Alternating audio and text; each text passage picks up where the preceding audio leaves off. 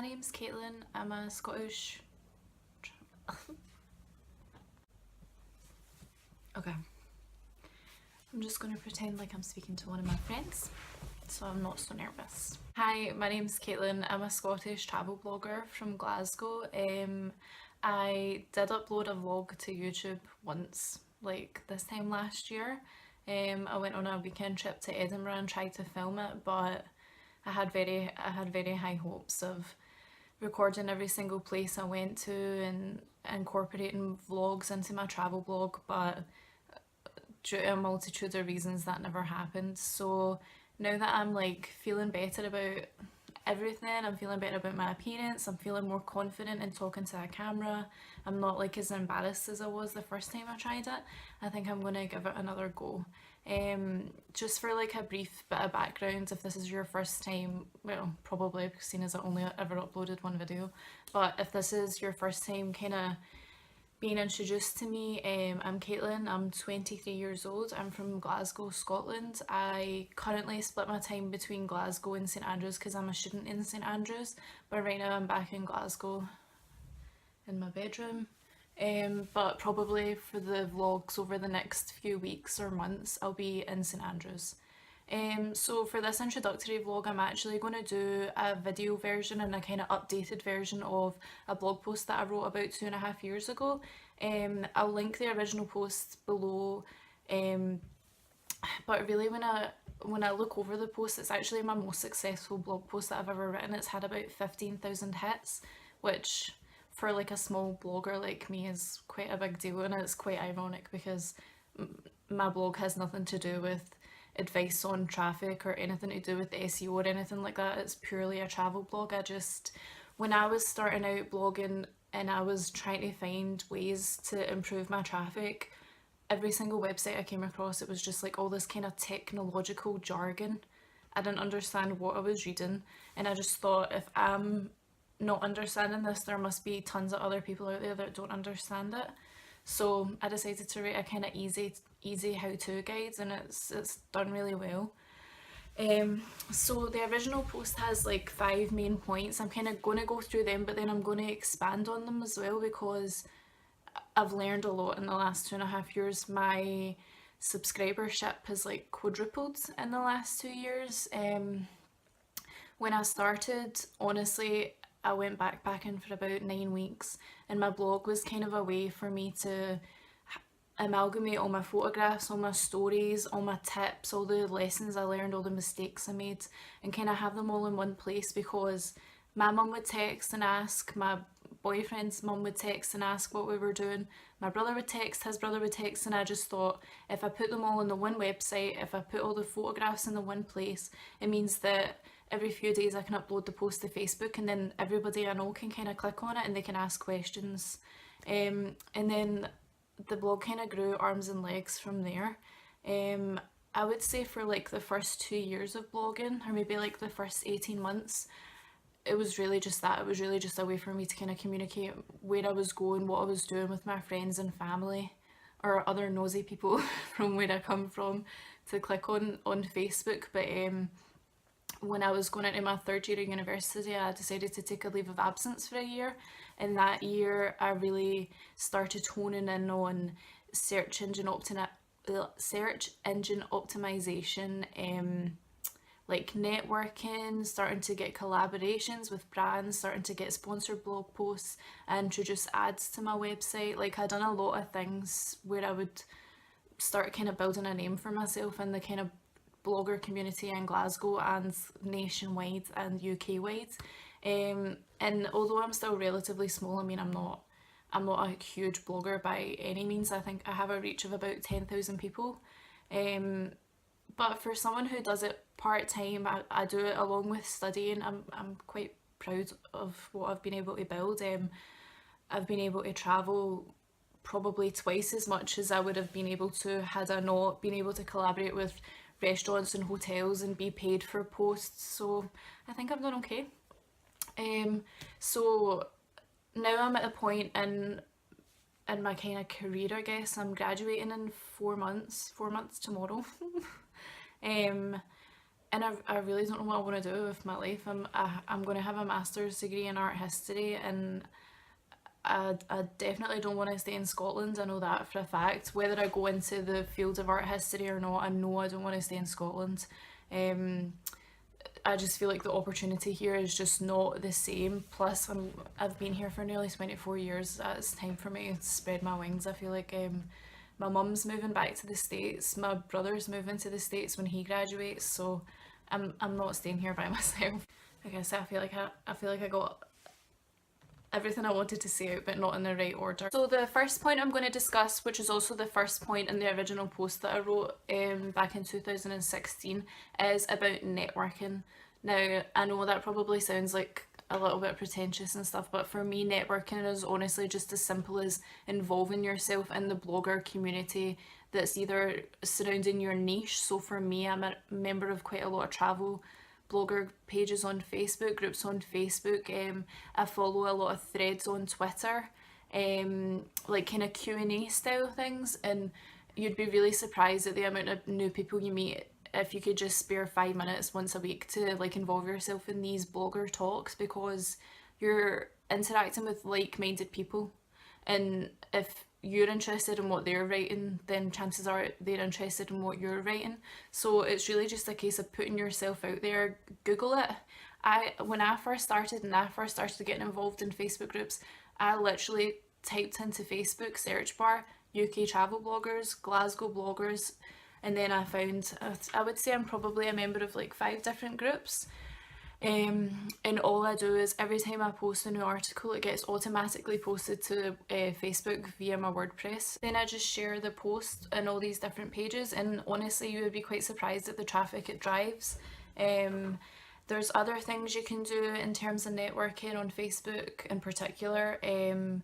Like one of the pages I'm a member of, the female travel bloggers page, they call it hashtag blog post Saturday every week, and you can kind of post your article and then just kind of specify how you would like people to share it. So last weekend I shared my post about how to travel the French Riviera on a budget, and I think maybe like 10 people tweeted it. Some people shared like photographs on Pinterest with a like, some people shared it on their Facebook, and then all you have to do is reciprocate, because obviously if you're expecting or asking other people to share your articles, then it's just courteous to do the same back for them. But again, then your posts are reaching a whole new market of people that otherwise would never be able to see your articles. So I think if you're really just starting out in your like blogging career, then I think Facebook is probably the easiest way,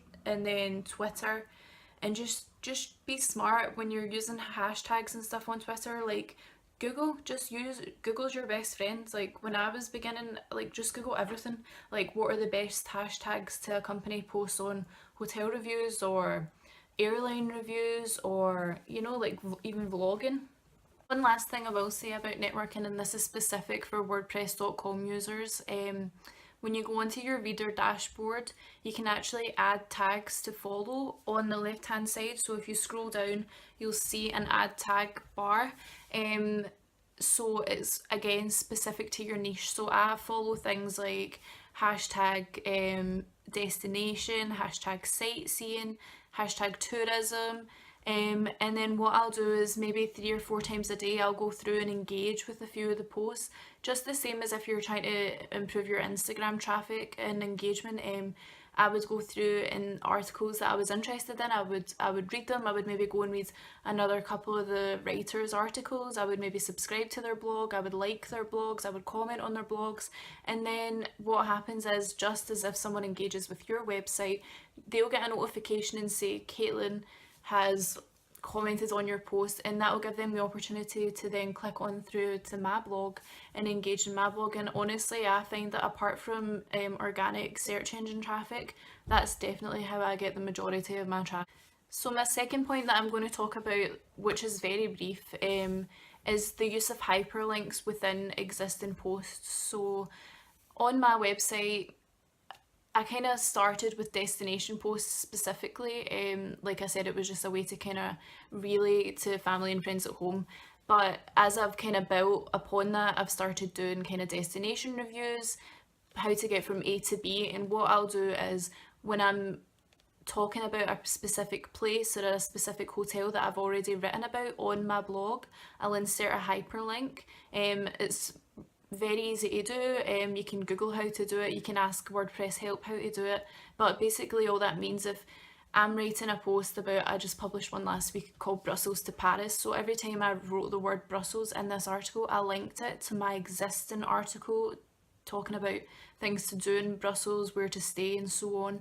So basically, what that means is, although maybe you might write one new article once a week, twice a week, what that does is it gives every reader that clicks on that article and finds that article through you networking, through you gaining a subscribership, it means that they, right in front of their eyes, know if they like your style of writing, if they think what you're writing about is interesting, then they have the option to click through and see more of your content. My third tip would definitely be, although I've kind of touched on this already, is to be savvy when it comes to using social media. Um, Although even if you're in the very beginning stages of starting a blog and you might not have gotten around to kind of setting up a separate Instagram page, a separate Facebook page, a separate Twitter for your blog, or even if you want to just combine your personal Instagram and make that into your business blog, don't underestimate the value of even something as simple as putting your blog link in your Instagram bio. What I'll do is kind of insert like cues every time I write a new article. I'll take a screenshot of it, or I'll post a photograph that's within the post or related to the post. And although I'm not at quite the stage yet, I think you need to be past the 10,000 followers threshold on Instagram to do the swipe up.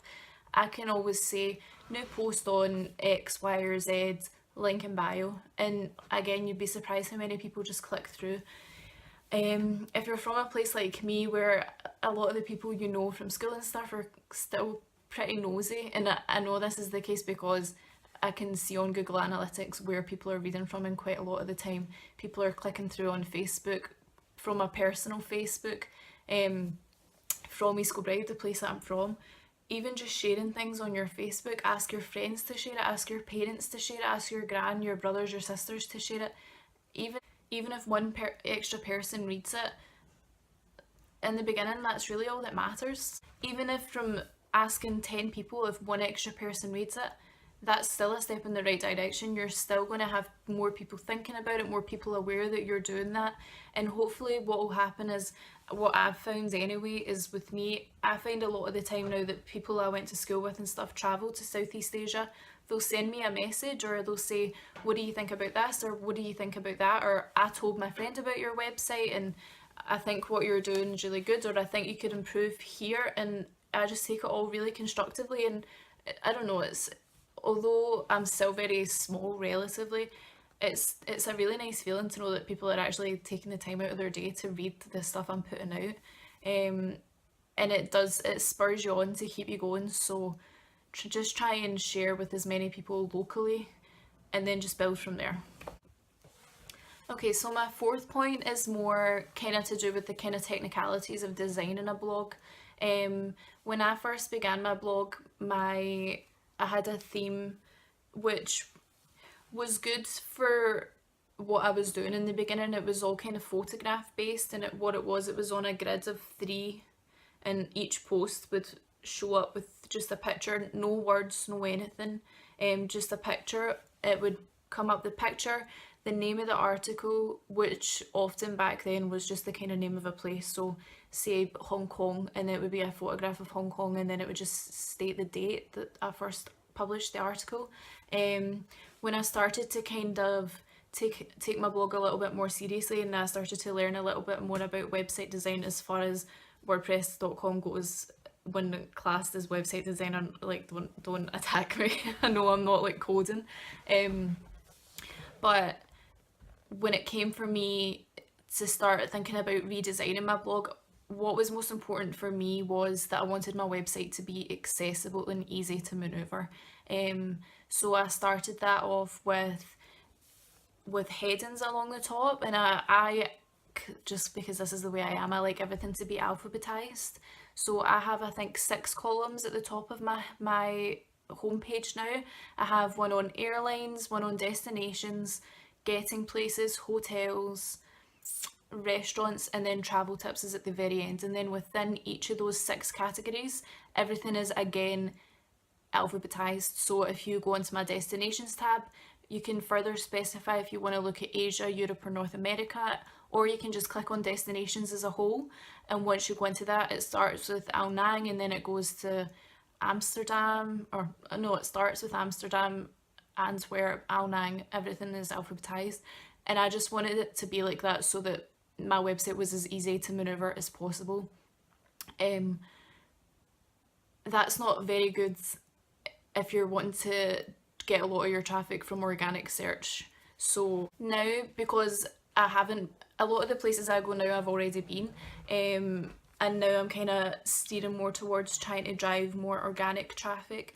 Now, lots of my new posts are like SEO savvy, I would say. So the ones I've been writing recently have been all about how to travel to kind of more expensive parts of Europe on a budget.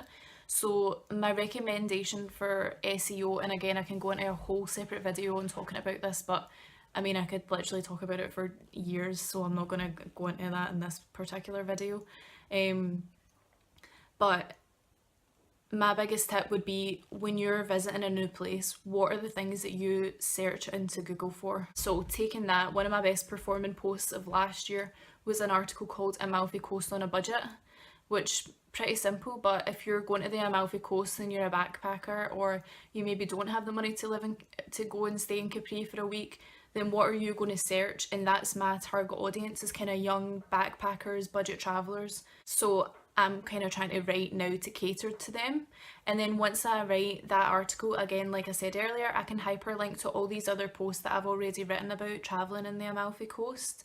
So although the kind of core of my blog is my destination articles, now that I'm trying to build up my kind of status as a blogger, I guess, I'm more focused on SEO. And it means that people that do end up on my blog through searching on Google things like how to travel the Amalfi Coast on a budget, it means that when they go onto my website, and if they do think, oh, that's a pretty good article, I want to see what else this girl has to say about these specific places, more about being accessible, they can go up, they can easily drop down and see all my European destination posts. They can see hotel posts, they can see restaurant posts, they can even use the search bar that's on the side of my website, and they can just search Amalfi Coast, and every single article I've ever written about the Amalfi Coast will come up from the search bar. So it's important to be accessible, and not just to yourself. What I done was I got my boyfriend to look at my website and give me criticism, I got my mum to do it, I got my brother to do it, I got my friends to do it. And although it's hard because it's like your baby, you work so hard to build your blog and to design it, and to, even if you think it's amazing, which it is amazing, it's amazing to be able to do that out of nothing, but one of the most important things is that that has to be accessible to more than just you. And honestly, if you do make it more accessible and more easy to maneuver, you will have a higher reader retention, and people will stay on your website for longer. They'll recommend it to their friends, and it opens up the possibilities of who wants to access your website. Because think about if you have a 70-year-old woman who isn't very tech savvy, if they're finding it difficult to maneuver your website, then they're not going to read it. Their granddaughter is not going to recommend it to them. So just keep that in mind when you're designing the website. The very last point I'm going to make is just to be consistent. If you're regularly posting, you're going to improve your DA, which is your domain authority, again related to SEO. But if you want to know more about stuff like that, I can definitely try and do a kind of layman's terms video on search engine optimization, because it's really, really, really integral in having a successful blog. But although it might seem a little bit tedious, I work from a timetable, so I try and post at least 3 articles a week. Sometimes that's just not possible for me. But, like, I'm studying a master's, I'm writing a dissertation, like sometimes I just don't have the time to write that much. But what I try and do then is, if I know I'm going to be really busy, I try and write a couple of articles in advance and schedule them. And I've been here, honestly, although you might be like desperate to push out to push out brand new posts like day after day or several in a day, it does do you better in terms of the domain authority to kind of spread it out over an equal amount of time between posts. Um, and also, you don't want to spam people that are subscribed to you. Just think about it, if you get 5 emails in the space of 2 days from ASOS, you're probably going to report it to spam. So you don't want your readers to do that. You don't want to overwhelm your readers. You don't want to be put in junk, or you don't want them to unsubscribe. So I would say like 2 or 3 articles a week is probably like optimum for avoiding that. I think that's it. Yeah, if you got through all this time of listening to my monotonous voice, then congratulations, because I don't think I could listen to it for that long. Um, I just, I'm quite excited about this journey that I'm going to be taking. I think the next video that I'm going to do, film in this kind of format, obviously it won't be in this room, but I think I'm going to try and have a regular upload schedule, which is going to be Tuesdays and Saturdays. I think on Tuesdays I'm gonna kind of do the more like technical side of blogging, the more practical side of planning trips and so on, and then I think on Saturdays I'm going to try, like emphasis on the try, upload weekly vlogs. But yeah, I'm really excited for this because I love blogging. Like I love writing, I love blogging, I love sharing my travel experiences with other people, and if I can take this further and do this as a career, I'm fortunate enough that now I'm in a position where my blog is like my part-time job. I don't have to work anymore because my blog kind of subsidizes what my part-time jobs used to pay me. But if I could make this into a full-time career, then I would just absolutely love to do it. Of course, as well as filming all these videos, I'm going to be writing regularly. I've got a few restaurant reviews on the east coast of Scotland, so I'll leave all my links to my socials and my blog below, and if you'd like to subscribe, then I would really appreciate it, and I'll hopefully see you on Saturday for the first weekly vlog.